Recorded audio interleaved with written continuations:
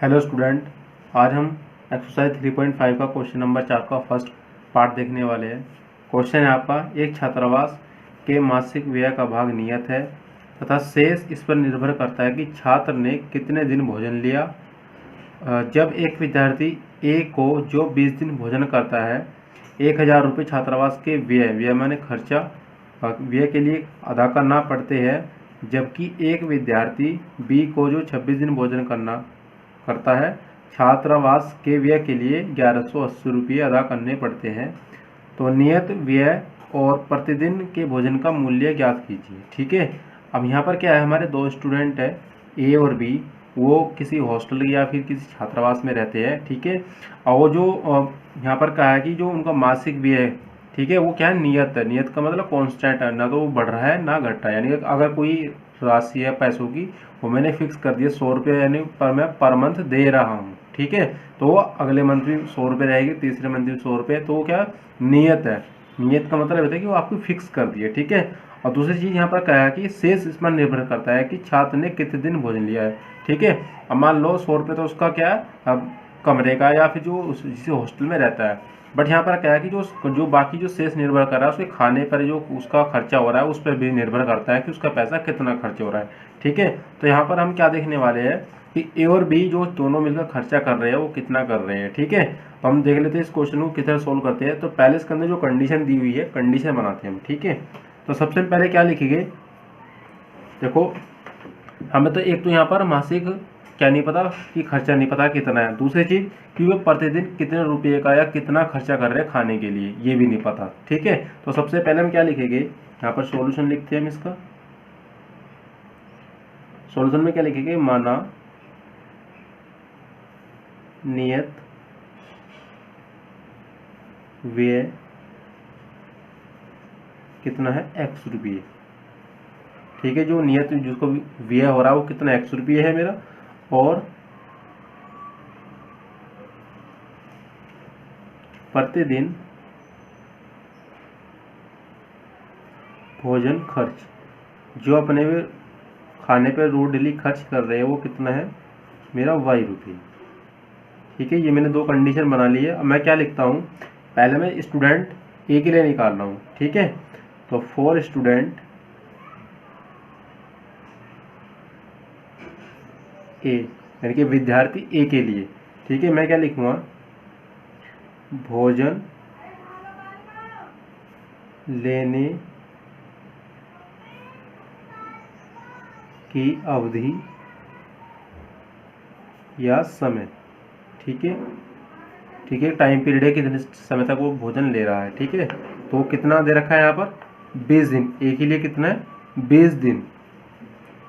ठीक है, 20 दिन लिख दिया मैंने, 20 डेज। उसके बाद आपका इसीलिए 20 दिन का भोजन खर्च कितना हो जाएगा आपका, 20 गुना y, क्योंकि एक दिन का कितना है, y रुपये है। अगर 20 दिन उसने 20 दिन खाना खाया तो हम क्या करेंगे, y से उसे मल्टीप्लाई कर देंगे। ठीक है, तो इसलिए क्या आएगा, 20 दिन का खर्चा आ गया उसका खाने का। उसके बाद हम क्या लिखेंगे, जो हम कंडीशन दी हुई है कि अगर वो नियत खर्चा कर रहा है किसके लिए, अपने हॉस्टल या छात्रावास के लिए, और दूसरी चीज़ कि वो 20 रुपये प्रतिदिन के रूप से खा रहा है, जैसे भोजन लेने का जो है समय है 20 रुपये, और जिसका कुल खर्चा हो रहा है खाने के लिए कितना है, 20y। अगर मैं दोनों को एक साथ मिला लेता हूँ तो कितना खर्चा आता है उसका, 1000 रुपये। ठीक है, तो मैं क्या लिखता हूँ, according to the question, according to the question कि प्रश्न अनुसार। ठीक है, क्या क्या है प्रश्न अनुसार, कि मैं जब नियत व्यय जो मेरा x रुपये है और मैं 20 दिन का जो उसका खाने का खर्चा है दोनों को एक साथ मिला लेता हूँ तो उसका जो खर्चा होता है टोटल कितना होता है, 1000 रुपये। ठीक है, मैं इक्वेशन इसको लेता हूँ क्या, फर्स्ट। ठीक है, ऐसे ही स्टूडेंट 2 के लिए या बी के लिए। ठीक है, बिल्कुल यही कंडीशन बनने वाली है। तो हम क्या लिखेंगे उसके लिए, भोजन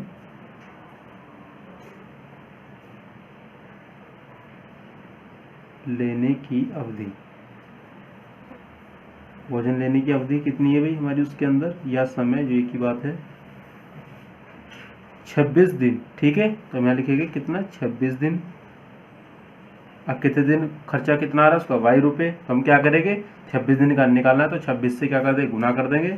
ठीक है, इसलिए 26 दिन का भोजन खर्च कितना हो गया हमारा, 26 वाई। ठीक है, उसके बाद हम क्या लिखेंगे, प्रश्नानुसार कि दोनों को अगर मैं एक साथ मिला दूं कि 26 जो हमारा 26 वाई है, यानी कि 26 दिनों का जो खर्चा हो रहा है खाने पर, और नियत जो है, अगर मैं दोनों को एक साथ मिला लेता हूँ तो वो कितना खर्च होता है मेरा, 1180 रुपये। ठीक है, यानी कि मेरी जो कंडीशन बन गई है प्रश्नानुसार x प्लस 26 वाई कितना हो गया मेरा, 1180 रुपये।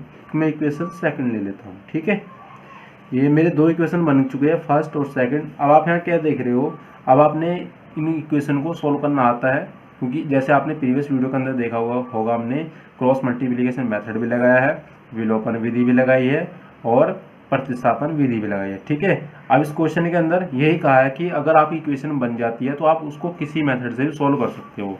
मैं एक बार आपको दिखा देता हूँ। यहाँ पर लिखा है कि सबसे पहले इंस्ट्रक्शन दिया हुआ है कि निम्न समस्याओं में रैखिक समीकरणों को युग्म बनाइए। तो हमने युग्म बना दिए है पहले से ही, देखो फर्स्ट और सेकंड बन गए हमारे। उसके बाद कहा है कि और इनके हल यदि उनका अस्तित्व हो तो किसी बीजगणितीय विधि से हल कीजिए। ठीक है, किसी भी बीजगणितीय विलोपन भी लगा सकते हैं आप, प्रतिस्थापन भी और वज्रगुणन भी। ठीक है, तो हमारा चैप्टर चल रहा है वज्रगुणन से रिलेटेड, तो हम वज्रगुणन ही इसमें लगाएंगे। ठीक है, तो सबसे पहले हम वज्रगुणन जब लगाते हैं हम क्या चेक करते हैं कि जो A1, B1, C1, A2, C2, B2 और उनका जो अनुपात आता है वो चेक करते हैं। ठीक है, तो सबसे पहले मैं क्या करूँगा, दोनों इक्वेशन के लिए मैं A1 की वैल्यू निकालता हूँ for equation first. Equation first के लिए A1 की वैल्यू कितनी है मेरे पास, देखो 1 है यहाँ से, इसका जो कोफिशिएंट है x का। ऐसे ही B1 की जो वैल्यू कितनी है आपकी, 20 है। और ऐसे ही जो C1 की जो वैल्यू है कितना आपका, देखो ये इक्वल में है, इधर आके आपको माइनस को हो जाएगा, यानी कि C1 की जो वैल्यू आ गई आपकी कितनी, माइनस का 1000। इसलिए फॉर इक्वेशन सेकंड A2 की वैल्यू कितनी है आपके पास, 1, और B2 की जो वैल्यू है आपकी 26 डेज, और C2 की जो वैल्यू है माइनस का 1180। ठीक है, हमारे पास ये वैल्यू आ चुकी है। अब हम क्या लिखेंगे, वज्रगुणन विधि लगाने पर। ठीक है, तो बाय क्रॉस मल्टीप्लिकेशन मेथड, हमने इसमें क्या अप्लाई कर दिया, मल्टीप्लिकेशन मेथड अप्लाई कर दिया। ठीक है, क्रॉस वाला। अब देखते हो उसको कैसे लगाते हैं, पहले x लिखते हैं, फिर y और फिर 1, फिर उनके नीचे b c a b, फिर दोबारा b c a b, पहले लाइन में सारे 1 हो जाते हैं आपके। उसके बाद 2 2 2 2। ठीक है, अब आप क्या करोगे, इसका मल्टीप्लाई यहाँ पर करना, इसका यहाँ पर, इसका यहाँ, इसका यहाँ, और इसका यहाँ, इसका यहाँ। ठीक है, तो सबसे पहले x आपने B1 का मल्टीप्लाई करा C2 के साथ में, बीच में आएगा माइनस, फिर B2 की मल्टीप्लाई C1 में। ठीक है, इक्वल ऐसे C1 A2 में साथ में, बीच में माइनस, फिर C2 into A1 equal to 1/A1 multiply by B2 minus का B1 एंड A2। ठीक है, आपने मल्टीप्लाई कर दिया है। अब आप क्या लिखोगे, जो आपके पास में ये वैल्यू है, ये A1 B1 C2 A2 B2 C2, ये वैल्यू यहाँ पर पुट करनी है। ठीक है, तो मैं यहाँ पर वैल्यू पुट कर देता हूँ। तो x/B1 की जो मेरे पास वैल्यू है 20 है, मल्टीप्लाई हो रहा है C2 से, माइनस का 1180 से, माइनस का B2 की जो वैल्यू मेरे पास 26 इंटू C1 की जो वैल्यू मेरे पास में माइनस का 1000। ठीक है, ये मेरी x के लिए लिख दिया मैंने। अब y के लिए लिखते हैं, C1 की जो वैल्यू मेरे पास में माइनस का 1000, मल्टीप्लाई कर रहा है मैं A2 से उसको, तो A2 की वैल्यू 1, माइनस C2 की जो वैल्यू मेरे पास में है माइनस का 1180, मल्टीप्लाई हो रहा है A1 से, A1 की वैल्यू 1। अब यहाँ पर लिखते हैं 1 के लिए, तो A1 की वैल्यू 1 मल्टीप्लाई बाई B2 यानी कि 26 माइनस B1 आपका 20 मल्टीप्लाई बाई A2 की वैल्यू आपकी 1। ठीक है, हमने सारी वैल्यू लिख दी है। अब इसको हम सोल्व कर लेते हैं। तो सोल्व करने पर आपका जब इसको मल्टीप्लाई करोगे आप तो 2 अट्ठे 16 होता है आपका। ठीक है, 2 एकम 2 और 1 3, 2 एकम 2 यानी कि 2300 और कुछ यार हो जाएगा आपका, क्योंकि एक जीरो ये रहा एक ये रहा, तो आपको कितना होगा 23,600। ठीक है, अब माइनस में रहेगा क्योंकि आपको माइनस में है। उसके बाद जब आप 26 की मल्टीप्लाई करोगे 1000 में, अब दोनों माइनस माइनस में, इसलिए आपका प्लस होगा, तो यह होगा आपका 26,000। ठीक है, उसके बाद आप यहाँ पर मल्टीप्लाई करोगे -1000 की मल्टीप्लाई आपने 1 में करी, तो ये आएगा आपका कितना माइनस का 1000। और आपने 1180 की मल्टीप्लाई करी 1 में, तो ये आएगा, पर ये माइनस में है और यहाँ पर भी ऑलरेडी माइनस में है, तो इसमें क्या हो गया आपका, ये प्लस हो गया। ठीक है, तो 1180 और यहाँ पर देखते हैं यहाँ क्या आएगा 1/, यहाँ पर 26 माइनस का 20। अब हम क्या करेंगे, इसको सोल्व कर लेते हैं। ठीक है, तो सोल्व करने के लिए हम सबसे पहले क्या करेंगे, इसको फर्स्ट लिख लेते हैं, इसको सेकंड, इसको थर्ड। ठीक है, तो सबसे पहले हम इसको सोल्व करते हैं थोड़ा और आगे। तो x/26,000 में से जब आप कितना माइनस करोगे 23,600, तो देखते कितना आएगा, 000 तो आपका आना है। ठीक है, फिर आपने 6 में से 3 को माइनस करा, आपका कितना है, टोटल आपका जो आएगा 2400 करीब आ जाएगा। ठीक है, 24,000 आएगा। ठीक है, और प्लस में आएगा क्योंकि आपका प्लस वाला सिंबल बड़ा है। उसके बाद आपने जब यहाँ माइनस करा तो आपका आया था 180। ठीक है, प्लस का आएगा क्योंकि आपका यहाँ पर प्लस वाली जो संख्या बड़ी है। ठीक है, आप इसको माइनस आराम से कर सकते हो इजीली। यहाँ पर आपका 6 बचा, तो वो माइनस किस तरह से करना है मैं आपको यहाँ पर बता देता हूँ एक बार। आपका लिखा है 26,000, माइनस कर रहा आप इसमें 23,600। ठीक है, तो यहाँ पर माइनस आएगा, बीच यहाँ से आप जीरो करोगे, यहाँ जीरो आएगा, यहाँ से आपने लिए कैरी, यहाँ पर होगा 10 और 10 में से आपने 6 को माइनस करा तो इसमें आपका 4 आ गया। यहाँ पर आपका रह गया था 5 और 5 में से आपने 3 को माइनस करा तो इट मीन 2। ठीक है, यहाँ तो जीरो, तो एक प्लस का आपका 2400 बचता है। ठीक है, इसी तरह आप इसको कर सकते हो 1180 माइनस 1000। ठीक है, तो यहाँ पर 0, यहाँ 8, यहाँ 1, तो 180 बचता है प्लस का। ठीक है, ये तो बहुत सिंपल है, आप 26 में से 20 माइनस कर सकते हो। अब क्या करोगे आप, इसको फर्स्ट लिखिए, इसको सेकंड और इसको थर्ड। ठीक है, अब आपके लिखिए, पहले फर्स्ट और थर्ड को लीजिए, उससे एक्स की वैल्यू रहेगी मेरे पास, फिर सेकंड एंड थर्ड को लीजिए, उसके पास मेरे वाई की वैल्यू रहेगी। ठीक है, तो मैं क्या लिखता हूँ, टेकिंग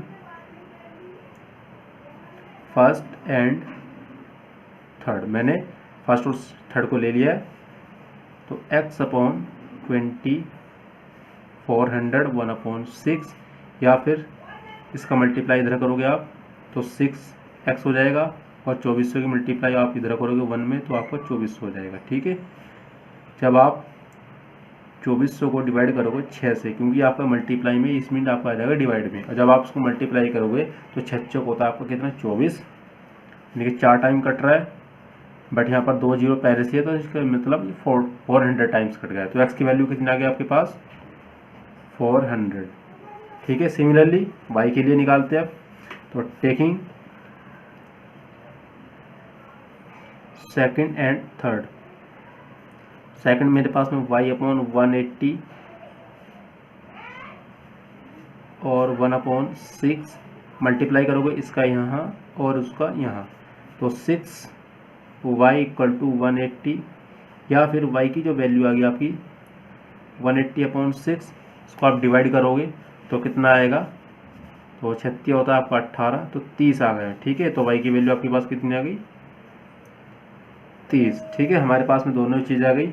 अब हम क्या लिखेंगे, जो हमारे पास जो क्वेश्चन था, हमने x क्या माना हुआ था 400 रुपया, जो हमारा आया वो क्या है, नियत व्यय है। ठीक है, तो हम क्या लिखेंगे, और दूसरी कंडीशन क्या है हमारी, जो y की वैल्यू कितनी है 30, तो वो 30 क्या था हमारा प्रतिदिन का खर्चा। तो हमें लिखेंगे इसके जो आगे की लाइन है कि स्टेटमेंट लिखेंगे हम, अतः नियत खर्च 400 रुपये, जो x की वैल्यू मेरे पास। ठीक है, क्योंकि मैंने यहाँ पर मानी हुई है नियत खर्च x, तो x की वैल्यू कितनी 400 रुपये, और प्रतिदिन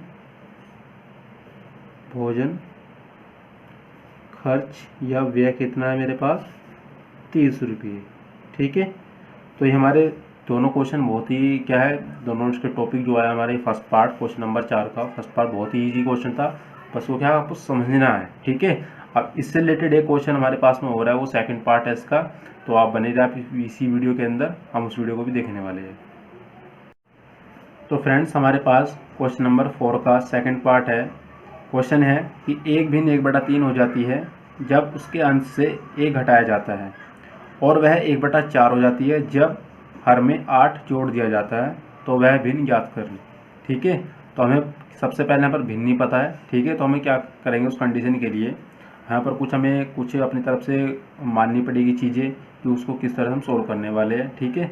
और दूसरी बात, अगर अभी तक आपने हमारा channel spark academy Meerut subscribe नहीं किया है तो उसको सब्सक्राइब करो, अपने फ्रेंड के साथ में शेयर करो। और अब आते हैं हम इस क्वेश्चन पर। तो इस क्वेश्चन में देखते हैं, सबसे पहले हमें तो यहाँ पर क्या नहीं पता, भिन्न नहीं पता कि वो भी हमारे पास में भिन्न क्या है, ठीक है। तो उस कंडीशन के अकॉर्डिंग मैं क्या लूँगा,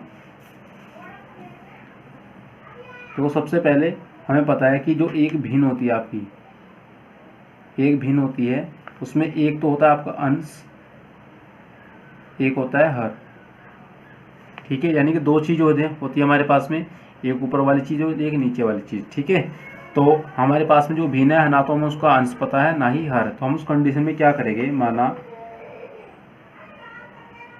माना भिन्न का अंश x या भिन्न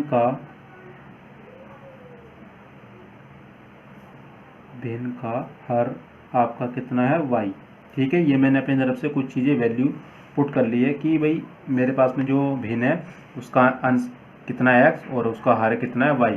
अब कंडीशन देखो कि वो कह रहा है कि 1/3 हो जा रही जब उसके अंश से मैं घटा रहा हूँ। तो सबसे पहले हमारे पास जो भिन्न बननी है पहले हम भिन्न बना लेते हैं। इसीलिए जो भिन्न हमारे पास में क्या आ गई है, भिन्न x/y, ठीक है, अंश यानी कि x, हर यानी कि y, ठीक है, भिन्न बन गई। अब कंडीशन में आ जाते हैं, ठीक है।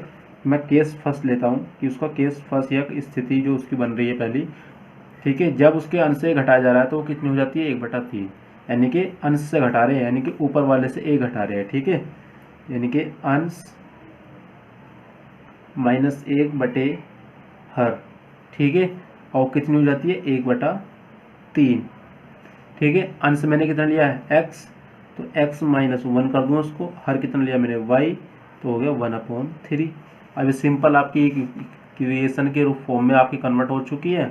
अब आप इसको नॉर्मली क्या सेटिस्फाई या फिर इसको कैलकुलेट कर सकते हो, ठीक है। पहले इसको आप सही फॉर्म में लिख लीजिए, पहले आप इसका मल्टीप्लाई करोगे इधर, तो ये हो जाएगा आपका 3x - 1 और इंटू वाई जो इक्वल है इसके, या फिर आप इसका मल्टीप्लाई करोगे अंदर तो 3x - 3 इक्वल टू वाई, या फिर 3x ये y इधर आके माइनस का हो गया और -3 इक्वल टू 0। इक्वेशन नंबर मेरे पास बन गया 1, ठीक है। इसी तरह से मैं इक्वेशन 2 बनाऊंगा, जो हमारे पास में दूसरी कंडीशन दी हुई है, तो मैं उसको लिख देता हूँ कि केस सेकंड मेरे पास की जो स्थिति बन रही है, स्थिति फर्स्ट है मेरे पास, वो क्या है कि जो अंश है आपका, ठीक है, उसमें इस बार क्या है कि जब हर में 8 जोड़ दिया जाता है, यानी कि निचले वाली कंडीशन में आपका 8 जुड़ रहा है, तब वह कितना हो रहा है, 1/4, यानी कि अंश अपॉन हर प्लस 8, यानी कि हर में 8 जोड़ दिया तो कितना हो जाता है, 1/4, यानी कि 1/4 हो गया आपका। अंश आपने लिया है x अपॉन वाई प्लस 8, क्योंकि हर आपने लिया है y, और इक्वल टू 1/4। तो आप इसको भी सिंपली क्या कर देंगे, इसको आप सिंप्लीफाई कर लो पहले इसको आप, तो ये हो गया आपका 4x और ये आपका हो गया y प्लस का 8, क्रॉस मल्टीप्लिकेशन कर दिया इसका इधर, तो और सिंप्लीफाई कर लेते हैं इसको, 4x माइनस का y और ये माइनस का 8 इक्वल टू 0। आप इक्वल से इधर लिया है तो माइनस में आ गई, और ये मेरे पास में बन गई इक्वेशन सेकंड, ठीक है। इक्वेशन 1 आ गई, 2 आ गई। अब आपके पास में चॉइस है कि आप इसमें कौन सा मेथड लगा सकते हो, विलोपन, प्रतिस्थापन या फिर वज्रगुणन, क्योंकि क्वेश्चन में कहा है कि आप कोई सी विधि लगाकर कर दीजिए, पर जो हमारा टॉपिक चल रहा है वज्रगुणन, तो हम इसमें वज्रगुणन ही लगाएंगे, ठीक है। तो सबसे पहले हम क्या करेंगे, a1 b1 c1 की वैल्यू निकालेंगे, फिर a2 b2 c2 की वैल्यू देखेंगे कि वो कितनी आ रही है मेरे पास में। और सबसे पहले बात कि इस क्वेश्चन के अंदर जो आपसे कहा था कि रैखिक समीकरणों के युग्म बनाइए। तो देखो हमारे पिछले वाले क्वेश्चन में भी युग्म बनाए थे, एक युग्म ये आया था आपका और दूसरा युग्म ये आया था, ठीक है। इसी तरह से इस वाले क्वेश्चन के अंदर आपका एक युग्म ये है और दूसरा युग्म ये है, ठीक है। अब हम देखते हैं इसकी जो वैल्यू है वो कितनी आने वाली है मेरे पास में, ठीक है। तो सबसे पहले हम इसका क्या निकालेंगे, रेशियो, जिसको हम बोलते हैं अनुपात, यानी कि A1/A2 कितना आने वाला है मेरे पास में, B1/B2 कितने आने वाला है मेरे पास, और C1/C2 कितने आने वाला है, ठीक है। तो A1 की जो वैल्यू मेरे पास में कहाँ से आएगी, फर्स्ट इक्वेशन से आएगी, जो x का कॉफिशिएंट है यानी कि 3। A2 की वैल्यू इक्वेशन सेकंड से, जो x का कॉफिशिएंट है 4। इसी तरह b की जो वैल्यू आपकी -1 है, और C2 की जो वैल्यू यहाँ पर B2 की जो वैल्यू -1, ठीक है। इसी तरह C1 की जो वैल्यू है -3 और C2 की वैल्यू -8, ठीक है। अब आप यहाँ क्या देख रहे हो कि आपके जो तीनों रेशियो आए हैं आपस में क्या है, बराबर नहीं है, यानी कि सब अलग अलग है, ठीक है। तो जब हमारी ये वाली कंडीशन आती है तो उस कंडीशन के अंदर हमारा क्या होता है, यूनिक सॉल्यूशन होता है, अद्वितीय हल होते हैं। तब उस कंडीशन के अंदर हम अपना वज्र गुणन विधि अप्लाई करते हैं, ठीक है। तो अप्लाई करते हैं इसमें, तो हम लिखेंगे बाय क्रॉस मल्टीप्लिकेशन मेथड,